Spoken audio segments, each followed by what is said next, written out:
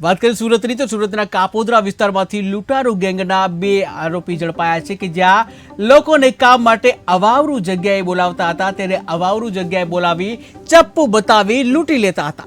જ્યાં એક આરોપી જે ગુજસી ટોકના ગુનામાં ઝડપાયો છે ત્યારે જામીન પર છૂટ્યા બાદ લૂંટનું કારસ્તાન રચ્યું હતું ત્યારે આરોપીઓની પૂછપરછમાં મોટા ખુલાસાની શક્યતાઓ।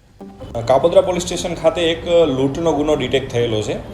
લૂંટના ગુનાની હકીકત એવી છે કે આ કામના ફરિયાદી શ્રી દેવીલાલ સુથાર જેઓ ફર્નિચર બનાવવાનું કામ કરે છે તેને આજથી 1 મહિના પહેલાં એક અજાણ્યા મોબાઈલ નંબર ઉપરથી ફોન આવેલો કે ભાઈ અમારે એક ફર્નિચરનું મકાનમાં કામ કરવાનું છે જેથી તમે આવો।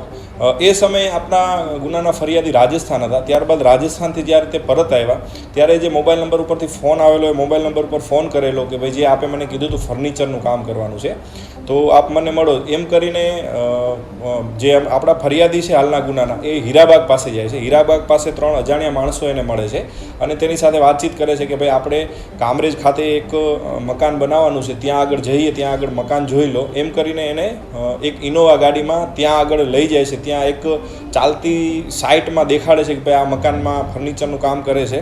એ દરમિયાન એને મારકૂટ કરે છે, એનો મોબાઈલ ઝડપી લે છે અને મોબાઈલમાંથી જે ગૂગલ પે અને પેટીએમના QR કોડ અને યુઝર પાસવર્ડ લઈ લે છે અને જુદા જુદા એકાઉન્ટોમાં ટ્રાન્સફર કરે છે। એમ કુલ 99,000 રૂપિયાનું ટ્રાન્સફર કરે છે એક મોબાઈલ અને એના ખીચામાં જે 100 રૂપિયા હોય છે એની લૂંટ ચલાવે છે। આ મુજબનો ગુનો કાપોદ્રા પોલીસ સ્ટેશનમાં દાખલ થયેલો।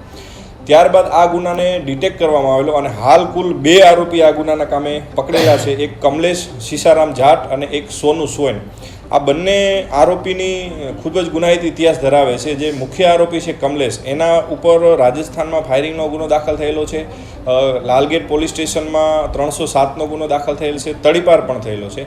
અને જે બીજો આરોપી છે સોનુ સ્વાઈન એના વિરુદ્ધ ચોક બજાર પોલીસ સ્ટેશનમાં ડબલ મર્ડરનો ગુનો દાખલ થયેલો છે અને ગુજસી ટોક હેઠળ પણ એના વિરુદ્ધ કાર્યવાહી થઈ છે અને હાલ એ ગુજસી ટોકના ગુનામાં જામીન ઉપર છૂટેલો છે અને આ ગુનાને અંજામ આપ્યો છે। આ બંને આરોપીઓની કાયદેસર ધરપકડ કરેલ છે અને ત્રીજો આરોપી જે અમદાવાદનો છે તેને શોધવા માટે પણ પોલીસની